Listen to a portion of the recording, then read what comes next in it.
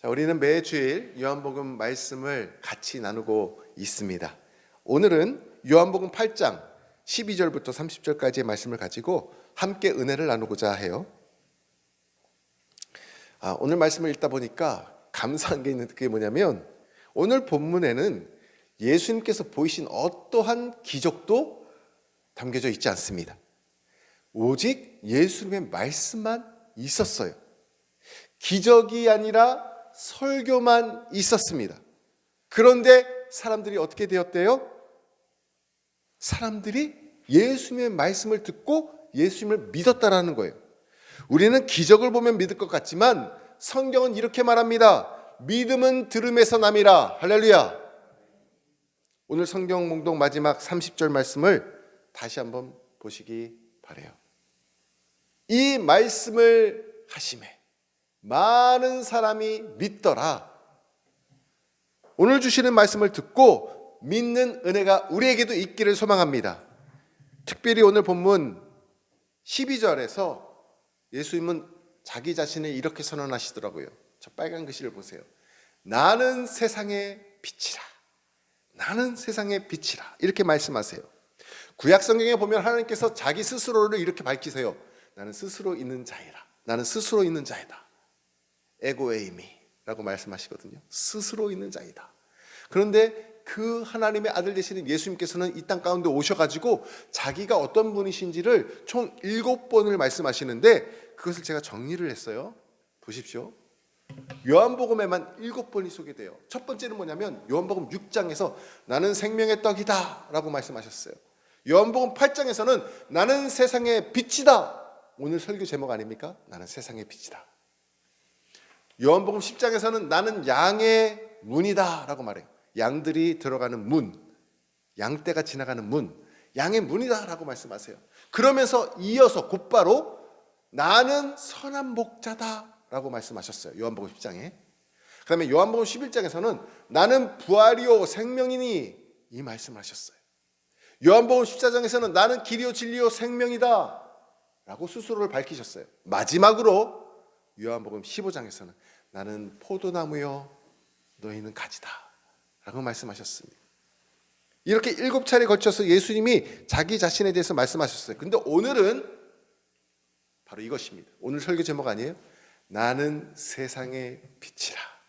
이 말씀에 집중하기를 원합니다. 여러분, 예수님은 교회의 빛이 아니십니다. 예수님은 어디에 빛이시래요? 예수님은 세상의 빛이 되십니다. 하나님이 교회를 사랑하사 독생자를 주신 것이 아닙니다. 하나님은 세상을 사랑하셔서 사랑하는 그 독생자 아들을 이 땅 가운데 주셨습니다.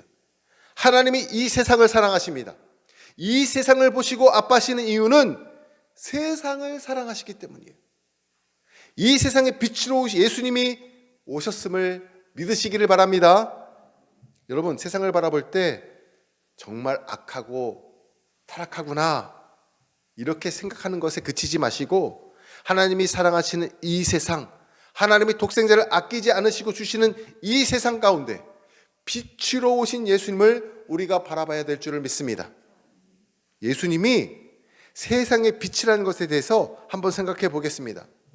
여러분, 빛에 대해서 좀 잘 알고 계시죠? 빛에 대한 역할이 있잖아요. 성질이 있잖아요.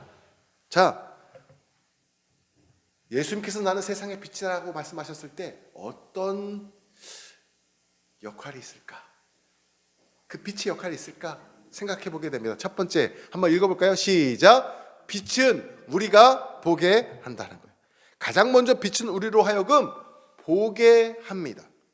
여러분, 우리가 어떻게 이 세상을 보는 줄 아십니까? 두 눈이 있어서 보는 줄 아십니까? 그렇지 않아요. 두 눈을 부릅뜨고 있어도 빛이 없으면 볼 수가 없어요. 빛이 있어야 우리가 볼 수 있습니다. 원리가 같아요. 예수님은 세상의 빛이십니다. 여러분, 영적인 존재가, 영적인 실체가 있습니까? 없습니까? 있어요. 그것이 보입니까? 보이지 않습니까? 보이지는 않아요. 그럼 그거 어떻게 알 수가 있습니까? 어떻게 그것을 우리가 믿을 수가 있죠? 눈에 보이지 않는 하나님을 우리가 어떻게 신뢰할 수가 있습니까? 빛 대신 예수님이 우리 안에 오실 때 그 빛으로 우리가 바라볼 수 있게 되는 거예요. 어둠이 거치고 진짜 영적인 실제가 있다는 것을 우리가 보게 된다는 거예요. 그래서 예수님을 만나야 됩니다. 오늘 우리 모두는 세상의 빛으로 오신 예수님을 보았기 때문에 이렇게 예배 자리에 나와서 하나님을 예배하게 되는 줄을 믿습니다. 빛은요, 우리로 하여금 보게 만듭니다. 두 번째 역할이 있어요. 두 번째 역할 같이 한번 읽어볼까요? 시작. 빛은 어둠을 드러낸다라는 거예요. 빛이 오기 전에는요, 어둠이 어둠인지를 몰라요. 그게 어둠인지도 몰라요. 그렇잖아요? 근데 빛이 비춰지는 순간 빛과 어둠이 극명하게 대조가 됩니다. 예수님이 이 땅에 오셔서 하신 일도 마찬가지예요. 어둠의 영 사탄이, 구약 성경에 사탄이 언급된 곳이 성경책이 많지 않습니다. 4군데예요, 총. 욥기에서 2군데, 이사야서 하나, 에스라서에서 한 번. 이렇게 4군데가 나오는데 4군데에서도 15번 정도 이 사탄에 대해서, 사탄의 실체에 대해서 언급이 돼요. 구약 성경이 얼마나 길어요? 39권인데. 그런데 15번 언급이 된다니까요. 그런데 신약 성경은 어떻게 될까요? 빛 대신 예수님께서 오신 사복음서에만 보면은 60번에 걸쳐서 사탄에 대해서 언급이 되고 있는 것을 보게 됩니다. 4배나 더 이 신약 성경에 더 많이 사탄에 대해서 소개하고 있어요. 왜 그럴까요? 세상의 빛이 되신 예수님께서 이 땅 가운데 오시자 그 빛이 어둠을 비치게 되잖아요. 어둠의 영, 뱀의 모습이 적나라하게 드러나게 되어 있는 거예요. 그래서 60번 걸쳐서 나오게 되는 것입니다. 빛은요, 어둠을 드러내게 되어 있어요. 개인적으로도 마찬가지입니다. 빛 대신 예수님께서 내 안에 들어오셔야 이전에 알지 못했던 내 안에 어둠의 일들이, 내 안에 어둠의 삶이 드러나게 되어 있어요. 아, 이게 죄였구나. 이게 내가 큰 잘못을 범한 거구나. 드러나게 되어 있는 거예요. 어제도 바음성풍연구소 성교육 캠프가 있었습니다. 지난주에는 부모와 중학생들을 가르쳤거든요. 중학생들에게도 질문했어요. 초등학교 고학년들에게도 질문했어요. 아이들에게 강의 전에 남자와 여자로 태어났는데 자기 성별이 싫다고 다른 성별로 바꿀 수 있느냐라고 질문을 아이들에게 했습니다. 여러분 어떻게 대답할 것 같아요, 아이들이? 못 바꿔요. 안 돼요. 그렇지. 아우, 시호 잘했어. 시호처럼 이렇게 똑 부러지게 하나님 가치관을 가지고 이야기하는 아이들도 있는데 반면에는 바꿀 수 있는 거 아니에요? 자기의 의사가 존중되어야 되는 거 아니에요? 라고 이야기하는 아이들도 이 자리에 있었습니다. 자, 그래서 그렇게 아이들이 생각하는구나 일단 들어주고 선생님들이 준비했던 성경적 가치관을 아이들에게 설명해 줍니다. 우리 몸속에 있는 염색체부터 시작해서 성경이 말하는 생명의 소중함, 남자와 여자를 하나님께서 지으신 것에 대한 설명해 주고 나서 다시 마지막에 질문을 해요. 성별을 바꿀 수 있을까, 얘들아? 그러면 그때 그 아이가 어떻게 대답을 할까요? 아니에요. 바꿀 수 없네요. 라고 대답을 합니다. 자, 이게 무엇일까요? 은연중에 우리가 하나님을 대놓고 얘기하지는 않지만 하나님의 이 성경적 가치관을 아이에게 들려주면 빛 대신 예수님이 그들의 마음 가운데, 아이 가운데 들어가는 거예요. 빛이 들어오면 자기 마음속에 있는 어둠이 드러나게 되어 있어요. 아, 내가 이거 잘못 생각했구나. 아, 이거 내가 죄였는데 몰랐구나. 그러면 다시 빛 가운데로 나아가게 된다는 거예요. 할렐루야. 이게 값진 사역을 하고 있으니까 우리 밤성꾼연구소 사역을 위해서 기도해 주시기 바랍니다. 다시 말해서 이전에는 어둠이 어둠인지를 몰랐는데 이제는 어둠이 어둠이라는 것을 알게 되었다는 거예요. 사랑하는 성도 여러분, 예수님께서 저와 여러분에게 빛을 비추사 어둠의 일들이 드러나게 되는 은혜가 있기를 간절히 소망합니다. 빛의 세 번째 역할이 있어요. 한번 같이 읽어보겠습니다. 세 번째 역할, 같이 시작. 빛은 어둠을 몰아낸다라는 거예요. 빛은 어둠을 드러내서 거기서 끝나지 않습니다. 드러낸 그 어둠을 몰아내기 시작해요.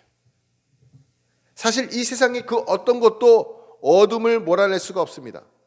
한번 생각해 보자. 아무리 거대한 불도저가 와도 어둠하고 상대가 되겠습니까? 어둠 속에 있으면 불도저가 보이지 않아요. 아무리 거대한 항공모함이 와도 어둠을 물러낼 수가 없습니다. 그렇잖아요? 오직 빛으로만 어둠이 물러가는 거예요. 여러분, 우리 아이들이, 특별히 10대 아이들, 이 세상에 얼마나 아이들의 삶이 어두운 줄 모릅니다. 어둠의 문화 속에서 아이들이 그냥 갇혀 지내는 것 같아. 그렇지 않습니까? 다 영향을 받고 살아가고 있어요. 여러분, 우리 다음 세대 아이들을 위해서 우리가 더 뜨겁게 기도해 주어야 합니다. 예수님이 빛이 우리 아이들에게 임할 때만 어둠의 이 역사가, 어둠의 사역들이 다 드러나고 몰아내게 되어 있다라는 것입니다. 빛이 찾아오면 어둠도 어떤 속도로 사라지냐면요, 어둠이 빛의 속도로 사라지는 것을 보게 돼요. 캄캄한 밤중에 조그만 후레쉬 하나만 켜도 주변 시야가 확 밝아지면서 길이 보이지 않습니까? 예수님이 세상의 빛이시고 우리 안에 빛이 되어 주신다라는 거예요. 보십시오. 요한복음 12장 46절에 이렇게 말씀하고 있어요. 우리 같이 한번 읽어보겠습니다. 시작. 나는 빛으로 세상에 왔나니 물은 나를 믿는 자로 어둠에 거하지 않게 하려 함이로라. 보세요. 빛 대신 주님께서 오셨는데 주님을 바라보고 믿는 자는 어떻게 한대요? 어둠에 거하지 않게 하신대요. 다시 말하면 어둠을 드러나게 하시고 그 드러난 어둠을 몰아내주셔서 그 어둠 가운데 거하지 않게 해주신대요. 어느 분이요? 빛으로 오신 주님께서 우리에게 그렇게 해주신다는 거예요. 할렐루야. 빛 대신 주님을 만나기를 간절히 소망합니다. 자, 네 번째 빛의 역할이 있어요. 마지막으로. 자, 네 번째, 나는 세상의 빛이다 라고 말씀하셨는데 네 번째 역할 이거예요. 같이 한번 읽어보겠습니다. 시작. 빛은 무질서와 공허함도 몰아냅니다. 어둠을 물어내는 것뿐만 아니라 어둠이 갖고 있는 속성이 있는데 무질서예요. 어둠이 갖고 있는 속성이 있는데 공허함이에요. 창세기 1장에서 온 세상이 창조되기 전의 상태가 이와 같습니다. 여러분, 창세기 1장 2절 말씀을 제가 읽어드릴게요. 보세요. 저 보시는 그림 같아요. 땅이 혼돈하고 공허하며 흑암이 깊음 위에 있고 하나님의 영은 수면 위에 운행하시니라. 천지를 창조하실 때의 모습입니다. 천지를 창조하실 때는 온통 어둠으로 짙었어요. 빛이 없었습니다. 거기에는 혼돈이 있었어요. 거기에는 공허가 있었어요. 거기에는 흑암만 있었습니다. 이런 상태에 하나님께서 빛이 있으라 말씀 한마디 하시니까 빛이 쫙 들어오는데 어둠이 걷히기 시작하는 거예요. 그러면서 천지를 창조하기 시작하십니다. 이해가 되십니까? 세상이 창조되기 전 상태를 성경은 세 가지로 요약하고 있었죠. 빨간 글씨. 혼돈이 있었대요. 공허함이 있었대요. 어둠이 있었대요. 하나님의 창조 사역은 무엇입니까? 한마디로 말하면 이 혼돈과 공허와 흑암을 하나님께서 바꾸시는 거예요. 이게 창조예요. 혼돈과 공허와 흑암을 어떻게 바꾸시느냐? 무질서를 질서로. 혼돈은 무질서 아닙니까? 혼돈은 어지러운 거 아니에요? 무질서예요. 이걸 질서로, 카오스로 바꾸시는 거예요. 카오스로. 공허를 어떻게 해요? 공허한 곳에 은혜로 채우세요. 빛으로 채우세요. 어두운 곳을 어떻게 해요? 밝게 비치십니다. 이것이 하나님의 창조 사역의 핵심이었어요. 근데 오늘 말씀을 묵상하다 보니까 저 창조 사역하고 예수님께서 빛으로 오셔서 구원하시는 구원 사역이 똑같구나. 그것을 깨닫게 되는 거예요. 가만히 들여다보면 빛으로 오신 예수님을 만나지 못한 사람은 어떤 마음으로 살아갑니까? 혼돈한 마음으로 살아가요. 예수님을 빛으로 오신 예수님을 만나지 못한 사람의 마음은 어떻습니까? 공허합니다. 예수님을 만나지 못한 사람은 흑암 가운데 거하고 있어요. 그런데 빛으로 오신 예수님을 만나는 사람은 마치 하나님께서 천지를 창조하실 때처럼 그 마음 가운데 빛이 들어오게 되면 혼돈이 질서로, 공허가 예수님의 빛으로 채워지고 흑암이 물러가게 되는 것을 보게 되는 거예요. 할렐루야! 이 놀라운 진리 아닙니까? 마음에 빛 대신 예수님이 없으면 삶이 무질서해져요. 마음에 빛 대신 예수님이 없으면 마음이 채워지지가 않아 늘 공허해요. 어둡습니다. 오직 내 마음에 예수 그리스도께서 오셔야만 무질서한 삶이 정돈되고 공허한 삶이 채워지고 그리고 어두운 삶이 빛으로 나아가게 되는 이 놀라운 진리의 말씀을 붙드시기를 간절히 소망합니다. 빛 대신 예수님이 내 안에 들어오실 때 이러한 역사가 일어나게 되는 거예요. 그런데요, 더 놀라운 사실이 마지막으로 한 가지가 있습니다. 마태복음 5장으로 가시겠습니다. 이 말씀을 같이 읽고 우리도 놀라는 서프라이즈하는 은혜가 있기를 소망해요. 그래서 이 말씀을 읽겠습니다. 자, 한번 보세요. 같이 읽겠습니다. 시작. 너희는 세상의 빛이라. 산 위에 있는 동네가 숨겨지지 못할 것이요. 자, 우리 다음 세대들 우리 아이들만 읽겠습니다. 중요한 말씀이에요. 이것을 읽고 우리 아이들에게 마음에 놀라움이 있기를 원해요. 자, 우리 아이들만 같이 읽겠습니다. 아이들 목소리로 시작. 시작.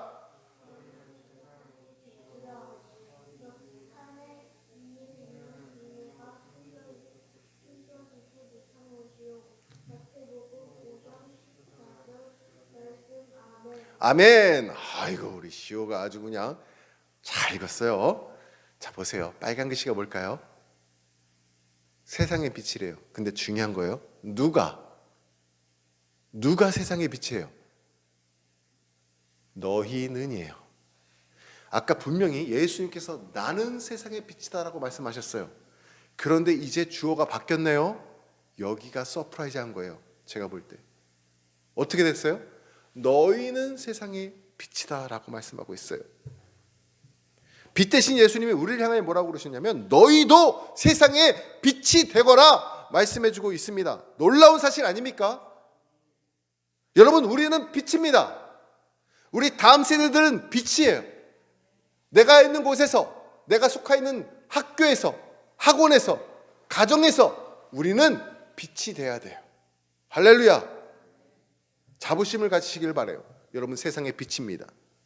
예수님도 빛이고 우리도 빛인데, 그런데 딱 한 가지 근본적인 차이가 있네요. 그 차이가 뭘까요? 뭘 차이일까요? 다 빛이라고 말씀하셨는데, 주님을 비유로 이야기하자면 태양과 같을 것 같아요.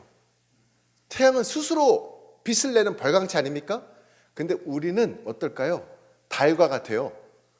우리는 스스로 빛을 낼 수는 없어요.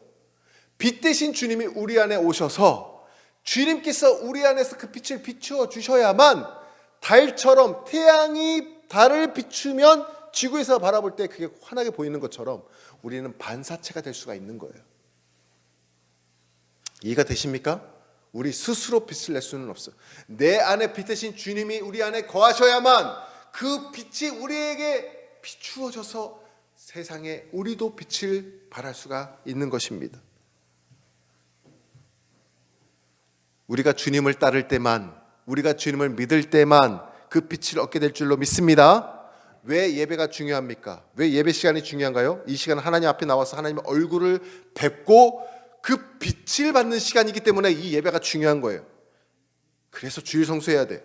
여러분, 모세가 40일 동안 시내산에서 하나님 앞에 서고 나서 그 얼굴에 광채가 나타났다고 말합니다. 그런데 그 얼굴에서 빛이 났다는 것을 우리가 그냥 넘겨들어서는 안 되는 거예요. 그가 40일 동안 하나님 앞에 서 있을 때에, 그 빛 앞에 서 있을 때에 그 얼굴에 그 빛이 반사가 되었어요. 반사체가 되는 거예요. 하나님 앞에 머무르는 은혜가 있기를 간절히 소망합니다. 주일날 와서 예배드리는 것은 하나님의 빛을 받는 거예요. 우리가 반사체가 되는 거예요. 소중히 여겨야 돼요. 왜 제가 무서우냐면, 죄를 지으면 사람이 가장 먼저 무엇을 피할까요? 창세기 3장에 잘 나와 있어요. 하나님의 얼굴을 피하게 되어 있어요. 하나님의 그 낯을 피해 숨게 되어 있습니다. 그러면 우리 안에 빛이 어떻게 될까요? 반사체가 하나님의 얼굴을 떠나면 빛을 잃어버려. 그러면 우리는 어둠 가운데 거하게 되는 거예요. 죄를 지으면 하나님을 찾기가 싫어져요. 하나님의 낯을 보기가 싫어집니다. 그것이 요한복음 3장 20절에 이렇게 얘기하는 거예요. 자, 요한복음 3장 20절 말씀을 같이 읽겠습니다. 시작. 악을 행하는 자마다 빛을 미워하여 빛으로 오지 아니하나니 이는 그 행위가 드러날까 하며. 보세요. 하나님 앞에 죄를 범했어요. 자, 그러면 어떻게 된대요? 빛을 미워한대요. 빛으로 나아오지 아니한대요. 왜요? 자기 행위가 드러날까 걱정돼서 그러는 거예요. 이해가 되시죠? 죄를 지으면 빛 대신 주님의 얼굴을 피하기 때문에, 그래서 우리가 죄를 지어서는 안 되는 거예요. 사랑하는 성도 여러분, 빛으로 부름받은 여러분, 빛 대신 주님 앞에 거하시기를 간절히 소망합니다. 이제 말씀을 마치겠습니다. 마지막 30절 말씀은 이거예요. 오늘 말씀의 핵심이, 목적입니다. 이 말씀을 하시면 많은 사람이 믿더라. 세상에 빛으로 오신 예수님의 이 말씀을 듣고, 어떤 기적도 베풀지 않으셨는데 그때 이 말씀만 듣고 많은 사람들이 예수님을 믿는 은혜가 있었다라는 거예요. 빛 대신 주님이 여러분의 눈을 밝히사 보게 하시고 어둠을 드러내시고 어둠을 몰아내시는 은혜가 있기를 소망합니다. 빛 대신 주님이 어둠을 밀어내는 것만이 아니라 여러분 안에 있는 그 무질서한 삶이 정돈되고 공허한 삶이 채워지며 어두운 삶이 빛으로 나오게 되는 은혜가 있기를 간절히 소망합니다. 나는 세상의 빛이라 말씀하신 주님께서 너희도 세상의 빛이다 말씀하셨습니다. 이 말씀을 믿고 따를 때에 주님의 빛이 우리에게 반사되어져서 영광스러운 빛이 날마다 드러나는 저와 여러분 되시기를 주님의 이름으로 축원합니다. 하나님 아버지, 세상의 빛으로 오신 주님을 믿고 따르는 자가 되기를 원합니다. 이 시간 우리의 눈을 밝혀주옵소서. 우리 안에 짙은 어둠을 드러내시고 어둠과 공허와 무질서함을 몰아내 주옵소서. 빛 대신 주님만 믿고 따름으로 가는 곳마다 주의 영광스러운 빛을 드러내는 삶 살게 하여 주옵소서. 우리 구주 예수님의 이름으로 기도합니다. 아멘.